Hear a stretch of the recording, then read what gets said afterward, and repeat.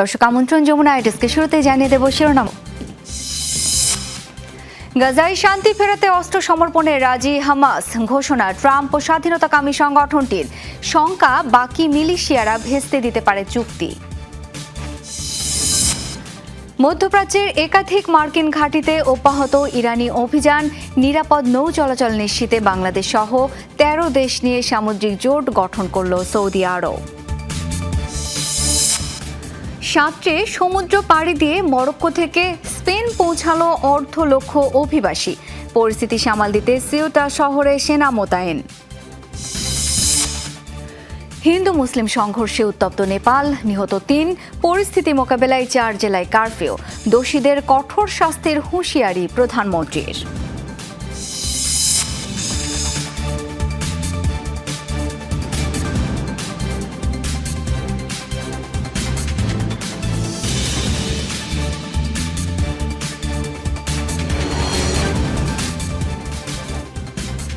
এতক্ষণ শিরোনামগুলো দেখছিলেন। আন্তর্জাতিক সব শীর্ষ খবর নিয়ে আপনাদের সাথে আছি আমি শাওন দত্ত। জানাবো বিস্তারিত।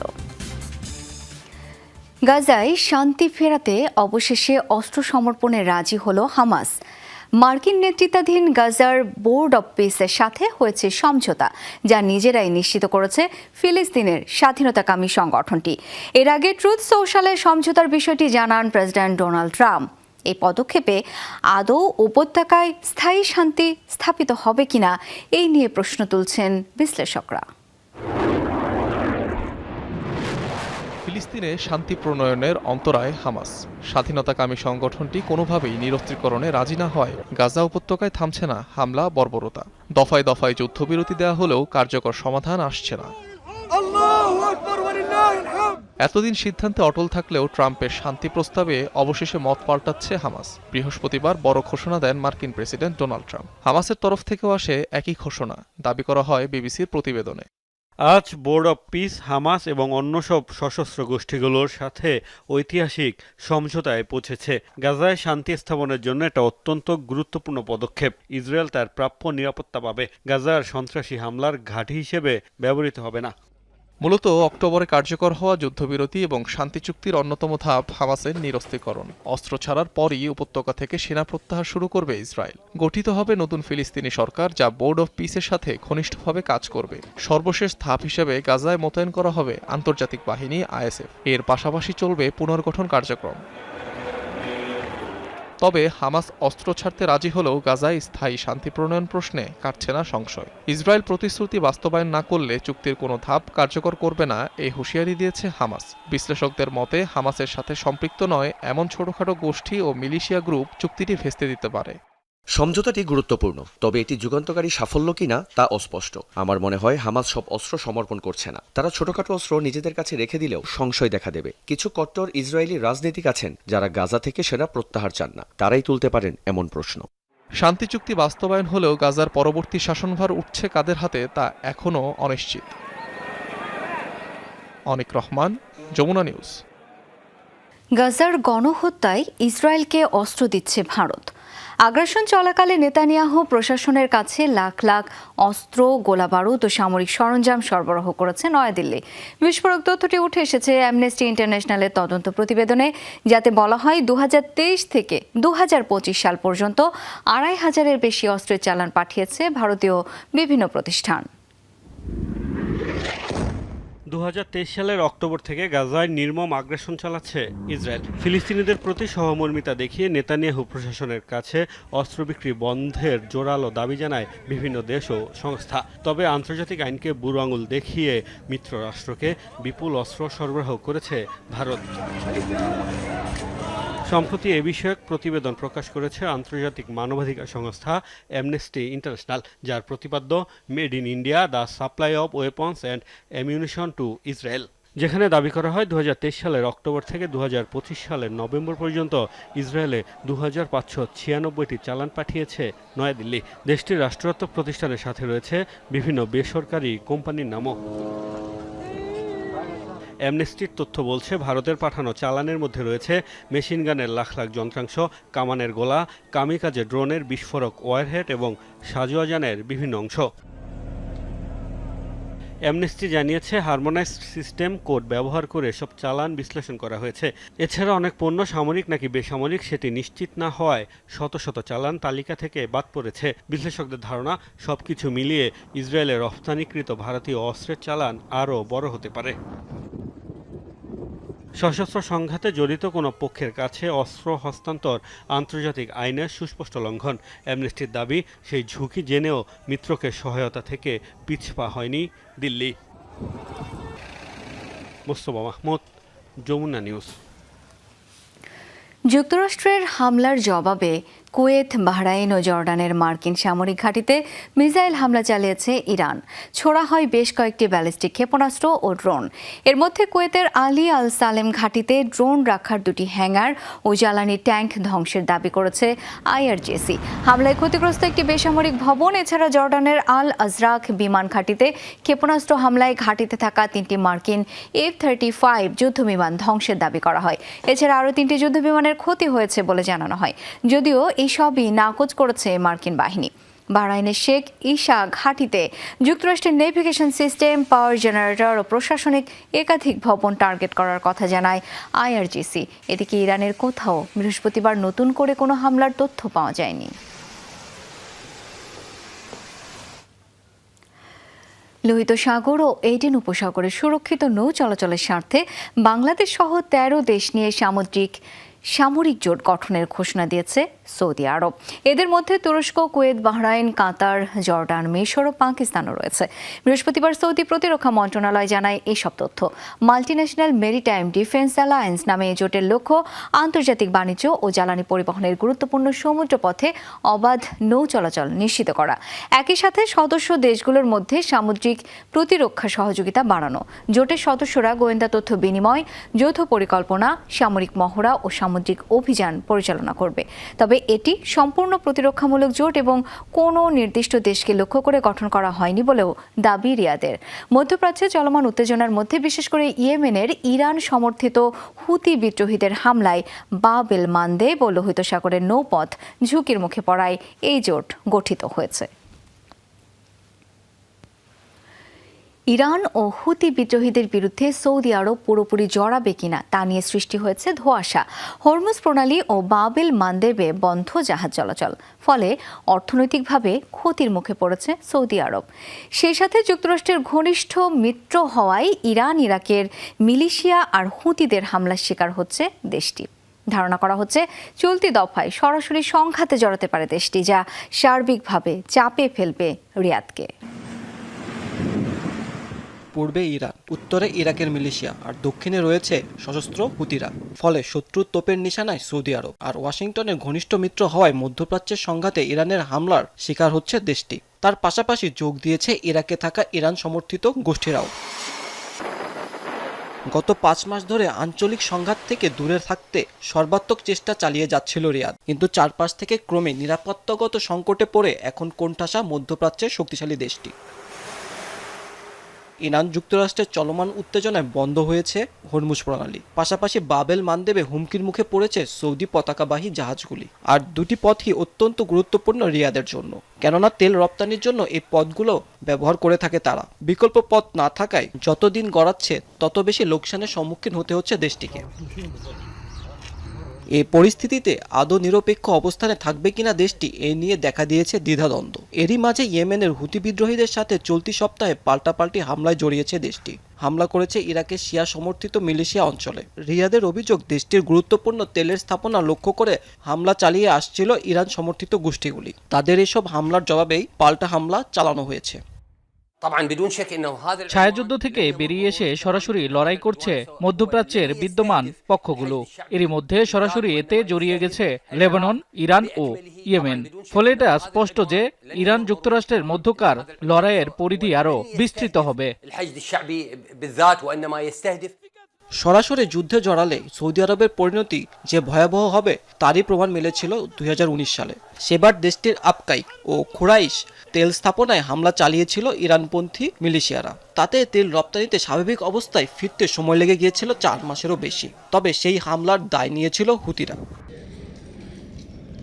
সৌদি যুবরাজ মোহাম্মদ বিন সালমানের নেতৃত্বে দেশটি যখন তেল নির্ভরতা থেকে সরে আধুনিকায়ন ও বিদেশি বিনিয়োগ আকর্ষণের বড় পরিকল্পনা নিয়ে এগিয়ে যাচ্ছে, আর এ সময় দীর্ঘমেয়াদী আঞ্চলিক সংঘাত তাদের পরিকল্পনায় পথের কাঁটা হয়ে দাঁড়াবে বলে মত বিশ্লেষকদের। মাহমুদ সাকিব, যমুনা নিউজ। লোহিত সাগরের বাবেল মানদেব প্রণালী দিয়ে বাড়ছে জাহাজের চলাচল। হুতির সমুদ্র অবরোধের হুমকি সত্ত্বেও গেল বৃহস্পতিবার বাবেল মানদেব দিয়ে চলাচল করেছে অন্তত 25টি জাহাজ, যার মধ্যে 18টি জাহাজ জলপথে প্রবেশ করে এবং 7টি জলপথ পাড়ি দিতে সক্ষম হয়। এ তথ্য নিশ্চিত করেছে শিপিং ডেটা সরবরাহকারী প্রতিষ্ঠান কেপলার। এর মধ্যে ছিল 2টি তেলবাহী জাহাজ ও বেশ কয়েকটি ট্যাঙ্কার। এর আগে বুধবারও 28 জাহাজ এই প্রণালী পাড়ি দিয়েছে, যা অন্য যে কোনো সময়ের তুলনায় বেশি। অন্যদিকে হরমুজ প্রণালীতে জাহাজ চলাচল সীমিত হয়েছে। বৃহস্পতিবার জলপথটিতে প্রবেশ করেছে মাত্র 2টি জাহাজ। উত্তাল সমুদ্রে সাঁতার কেটে মরক্কো থেকে স্পেন যাওয়াকে কেন্দ্র করে চলছে তুলকালাম কাণ্ড। বৃহস্পতিবার একদিনেই দেশটির সিউটায় প্রবেশ করেছে প্রায় 50,000 মানুষ, যার জেরে দেখা দিয়েছে চরম বিশৃঙ্খলা। বিপুল এই অবৈধ অভিবাসীর ঢেউ সামলাতে হিমশিম খাচ্ছে পুলিশ। পরিস্থিতি নিয়ন্ত্রণে মোতায়েন করা হয়েছে সেনাবাহিনী। এদিকে সমুদ্র পাড়ি দেওয়ার সময় ডুবে মারা গেছে কমপক্ষে 18 জন। জীবনের ঝুঁকি নিয়ে এভাবেই উত্তাল সমুদ্র পাড়ি দিচ্ছে হাজার হাজার মরক্কোর অভিবাসী। উন্নত ও নিরাপদ জীবনের আশায় দলে দলে পৌঁছাচ্ছেন স্পেনের সিউটায়। তাদের ঢল সামাল দিতে হিমশিম খাচ্ছে স্প্যানিশ কর্তৃপক্ষ। অভিবাসীদের চাপ বাড়তে থাকায় সিউটা জুড়ে সেনা মোতায়েন করেছে স্পেন। বৃহস্পতিবার পরিস্থিতি নিয়ন্ত্রণের বাইরে চলে গেলে মাদ্রিদের কাছে জরুরি সহায়তা চায় স্থানীয় প্রশাসন। বিশৃঙ্খল পরিস্থিতি নিয়ন্ত্রণে আনার চেষ্টা চালাচ্ছে সেনাবাহিনী। সম্প্রতি স্পেনের সর্বোচ্চ আদালত রায় দেয়, সিউটা বা মেলিলায় পৌঁছানোর পথে সমুদ্রে আটক হওয়া অভিবাসীদের তাৎক্ষণিকভাবে মরক্কোয় ফেরত পাঠানো যাবে না। সরকারের দাবি, এই রায়ের সুযোগ নিয়েই আরও বেশি মানুষকে ঝুঁকিপূর্ণ সমুদ্র পথে পাঠাচ্ছে পাচারকারীরা। আমি কাস্তিয়াউসের দিক থেকে বালুচর পেরিয়ে এসেছি। এরপর মরক্কোর পুলিশের একটি দেয়াল টপকে প্রায় 200 মিটার সাঁতরে সীমান্ত অতিক্রম করেছি। এখানে পৌঁছাতে পেরে খুব ভালো লাগছে, কিন্তু সমুদ্র পাড়ি দেওয়ার অভিজ্ঞতা ছিল ভয়ঙ্কর। পথ জুড়ে অনেক কষ্ট হয়েছে। পুলিশও আমাদের থামানোর চেষ্টা করেছিল। এদিকে অভিবাসীদের ঢল ঘিরে ক্ষোভ বাড়ছে স্থানীয়দের মাঝে। সীমান্তে আরও কঠোর নিয়ন্ত্রণ এবং যুক্তরাষ্ট্রের প্রেসিডেন্ট ডোনাল্ড ট্রাম্পের মতো কঠোর অভিবাসন নীতি গ্রহণের দাবি তুলেছেন অনেক বাসিন্দা। এটা লজ্জাজনক। আমার মতে ট্রাম্পের মতো অবৈধ অভিবাসীদের ফেরত পাঠানোর নীতি অনুসরণ করা উচিত। সীমান্তে নৌবাহিনী মোতায়েন করে সবাইকে ঠেকাতে হবে। সানচেজ, এখনই ব্যবস্থা নিন, নইলে পদত্যাগ করুন। পরিস্থিতি নিয়ন্ত্রণে শুক্রবার সিউটা সফরে যাচ্ছেন স্পেনের প্রধানমন্ত্রী পেদ্রো সানচেজ। অন্যদিকে অভিবাসী কেন্দ্রগুলোর উপচে পড়া ভিড়ে হিমশিম খাচ্ছে স্থানীয় প্রশাসন। সিউটার পরিস্থিতি নিয়ে উত্তপ্ত হয়ে উঠেছে ইউরোপের রাজনৈতিক অঙ্গনও। সেনজেনের উন্মুক্ত সীমান্ত ব্যবস্থা সামরিক স্থগিতের মতো পদক্ষেপ বিবেচনার কথা বলছেন ইতালির প্রধানমন্ত্রী জর্জিয়া মেলোনি। তবে স্পেন সরকার এটিকে রাজনৈতিক বক্তব্য বলে উড়িয়ে দিয়েছে। এর আগে 2021 সালে প্রায় 10,000 অভিবাসী প্রবেশ করেছিল দেশটিতে। অস্মিতা বিশ্বাস, যমুনা নিউজ। হিন্দু মুসলিম সংঘর্ষ ঘিরে উত্তপ্ত নেপাল। প্রাণহানি বেড়ে দাঁড়িয়েছে 3 জনে। পরিস্থিতি মোকাবেলায় অন্তত 4 জেলায় জারি করা হয়েছে কারফিউ। সহিংসতা প্রবণ এলাকাগুলোতে বাড়ানো হয়েছে নিরাপত্তা কর্মীদের উপস্থিতি। বৃহস্পতিবার জাতির উদ্দেশ্যে দেয়া প্রথম ভাষণে সবাইকে শান্ত থাকার আহ্বান জানিয়েছেন প্রধানমন্ত্রী বলেন্দ্র শাহ। দোষীদের যথোপযুক্ত শাস্তির প্রতিশ্রুতি দিয়েছেন তিনি। স্থানীয় গুলবাজার এলাকায় 2 সম্প্রদায়ের সংঘর্ষ চলাকালে গুলিবিদ্ধ হয়ে প্রাণ হারান গণেশ যাদব। তবে তার মৃত্যু পুলিশের নাকি বিপক্ষের গুলিতে হয়েছে তা অনিশ্চিত। পরিস্থিতি মোকাবেলায় সুনসারি, সাপ্তারি, সিরাহা ও ধনুষা জেলায় অনির্দিষ্টকালের জন্য কারফিউ জারি করে প্রশাসন। বৃহস্পতিবারই জাতির উদ্দেশ্যে দেয়া ভাষণে সব পক্ষকে ধৈর্য ধরার আহ্বান জানান নেপালের প্রধানমন্ত্রী বলেন্দ্র শাহ। স্বচ্ছ তদন্তের মাধ্যমে দায়ীদের আইনের আওতায় আনার আশ্বাসও দেন তিনি। মার্চে দায়িত্ব গ্রহণের পর এটাই ছিল তার প্রথম জাতীয় ভাষণ। সরকারের পক্ষ থেকে দেশের জনগণ, নাগরিক সমাজ, ধর্মীয় সম্প্রদায়, সম্মানিত নেতৃবৃন্দ, সব রাজনৈতিক দল এবং দায়িত্বশীল গণমাধ্যমের প্রতি ধৈর্য ও সংযম বজায় রাখার আন্তরিক আহ্বান জানাচ্ছি। আপনারা শান্তি, সম্প্রীতি, ভ্রাতৃত্ব ও জাতীয় ঐক্য রক্ষা করুন। দায়ীদের অবশ্যই বিচারের মুখোমুখি করা হবে। শোক সন্তপ্ত পরিবারজনহरुमा এদিকে আইন শৃঙ্খলা বাহিনীকেও দেওয়া হয়েছে সর্বোচ্চ সতর্ক অবস্থানে থাকার নির্দেশ, বাড়ানো হয়েছে উপস্থিতি। রোববার ভারত সীমান্তবর্তী সুনসারি জেলা থেকে সহিংসতার সূত্রপাত। হিন্দু ধর্মাবলম্বীদের শোভাযাত্রায় উচ্চ শব্দে গান বাজানো এবং ধর্মীয় পতাকা টানানো নিয়ে বিরোধের শুরু। দুপক্ষের সংঘর্ষে পুলিশ হস্তক্ষেপ করলে গুলিবিদ্ধ হন দুজন, যাদের একজন বৃহস্পতিবার, অপরজন রোববারই মৃত্যুবরণ করেন। নেপালের মোট জনসংখ্যার প্রায় ৮০% হিন্দু, তবে দেশটির দক্ষিণাঞ্চলে উল্লেখযোগ্য সংখ্যক মুসলিম জনগোষ্ঠীরও বসবাস। অনিক রহমান, যমুনা নিউজ। পাকিস্তানের কারাকোরাম পর্বতমালায় ভয়াবহ তুষার ধসে নিখোঁজ বিশ্বখ্যাত পর্বতারোহী নির্মল পূর্জা। তার নেতৃত্বাধীন বিভিন্ন দেশের 10 জনের একটি দল গিয়েছিল কারাকোরামে অবস্থিত ব্রড পিক জয় করতে। পরে তুষার ধসের কারণে হারিয়ে যান সবাই। এ পর্যন্ত 4 জনের মরদেহ উদ্ধার করা হয়েছে, বাকিদের উদ্ধারে চলছে অভিযান। 2019 সালে নির্মল মাত্র 189 দিনে বিশ্বের 14টি 8000 পর্বতশৃঙ্গ জয় করে ইতিহাস গড়েছিলেন।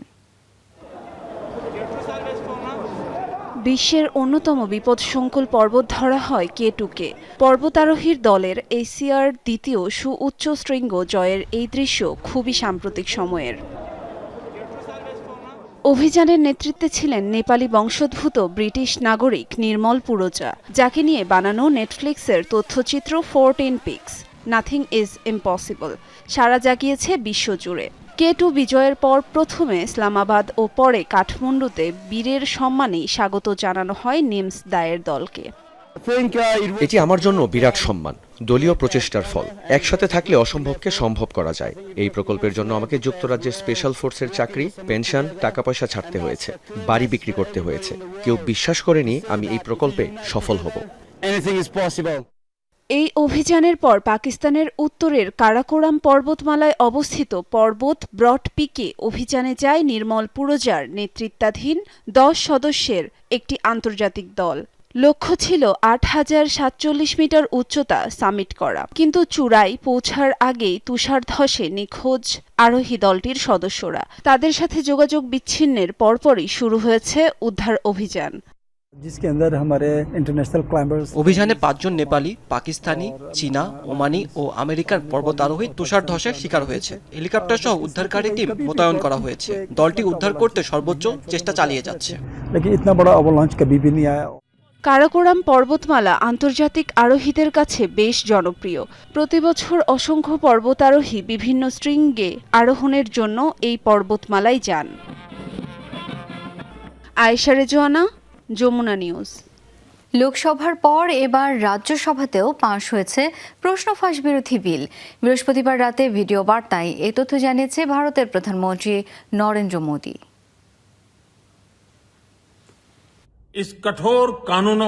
প্রশ্ন ফাঁসকারীদের বরদাস্ত করা হবে না, তার জন্য কঠোর আইন জরুরি। আমরা সেই মতো সংসদে বিল পেশ করেছিলাম। উভয় কক্ষে বিলটি পাশ হয়েছে। পরীক্ষা পদ্ধতিকে বিশ্বাসযোগ্য করে তোলার ক্ষেত্রে গুরুত্বপূর্ণ একটা কাজ মিটল। এই ধরনের কাজ চলতে থাকবে। ভারতের আসাম রাজ্যে বন্যায় নিহতের সংখ্যা বেড়ে দাঁড়িয়েছে 80 জনে। আকস্মিক এই বন্যায় ক্ষতিগ্রস্ত হয়েছেন 2 লাখেরও বেশি মানুষ। শুক্রবার একাধিক জেলায় ভারী বৃষ্টিপাতের সতর্কতা জারি করে দেশটির আবহাওয়া বিভাগ। আগামী 1 সপ্তাহ চলতে পারে ভারী বৃষ্টিপাত। আরও একটি আকস্মিক বন্যার ঝুঁকিতে আসামের 10টি জেলা, এমন শঙ্কা করছে কর্তৃপক্ষ। গত কয়েকদিনের বন্যায় পাহাড় ঢলে ক্ষতিগ্রস্ত হয়েছিল আসামের 4টি জেলা। চলছে উদ্ধার অভিযান ও ত্রাণ বিতরণ কার্যক্রম। বিপর্যস্ত জনজীবনকে স্বাভাবিক করতে খোলা হয়েছে 112টি আশ্রয় কেন্দ্র। এখানে আশ্রয় নিয়েছে প্রায় 76,000 বাস্তুচ্যুত মানুষ। আসাম রাজ্যের সরকার বন্যার্তদের ত্রাণ ও পুনর্বাসনে কেন্দ্রীয় সরকারের সহায়তা চেয়েছেন রাজ্য সরকার। পাকিস্তানে একটি কয়লার খনিতে ভয়াবহ বিস্ফোরণে কমপক্ষে 32 জনের প্রাণ গেছে। দেশটির বেলুচিস্তান প্রদেশে এই বিস্ফোরণ হয়। দুর্ঘটনার সময় খনিটির ভেতর 36 জন ছিল, তাদের কাউকেই এখনও জীবিত উদ্ধার করা যায়নি। বৃহস্পতিবারের এই ঘটনায় এখনও নিখোঁজ কয়েকজন। কর্তৃপক্ষ জানায় বিস্ফোরণের জেরে ধসে পড়ে খনির একাংশ। খনি 4000 ফুট গভীরে চলছে উদ্ধার কাজ। এখনও বিস্ফোরণের কারণ জানা যায়নি। কারণ জানতে চলছে তদন্ত। প্রদেশটির রাজধানী কোয়েটার কাছাকাছি অবস্থিত প্রত্যন্ত এলাকা সোরানজেতে হয়েছে এই খনি দুর্ঘটনা।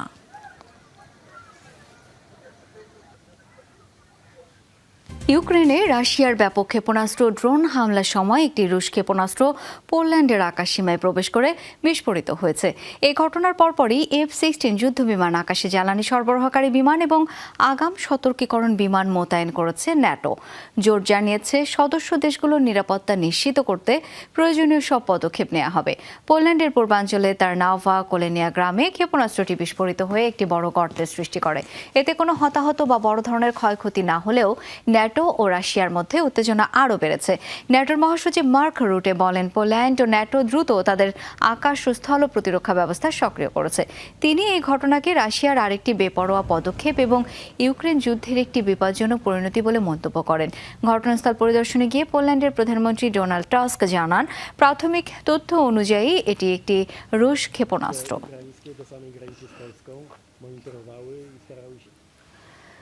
জাপানের শক্তিশালী ভূমিকম্পে মৃতের সংখ্যা বেড়ে দাঁড়িয়েছে ৩৫ জনে।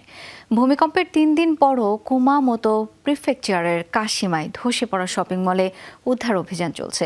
শুক্রবার কুমামোতো প্রিফেকচার সরকার জানিয়েছে, নিহতদের বেশিরভাগই ছিলেন ধসে পড়া নিপন পেপার ইন্ডাস্ট্রিজের কাগজ কারখানা এবং এই-অন শপিং মলে।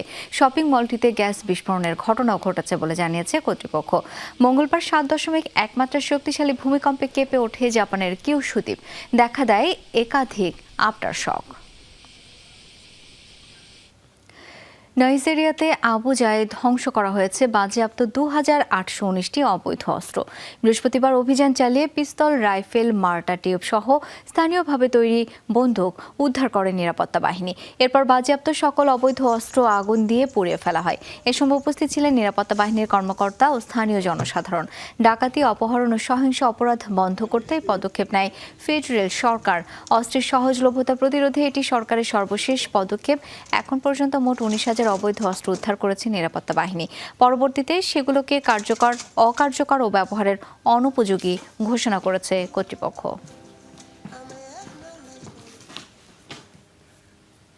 দর্শক, যমুনা ডেস্ক আজ এ পর্যন্তই। ধন্যবাদ এতক্ষণ সাথে থাকার জন্য।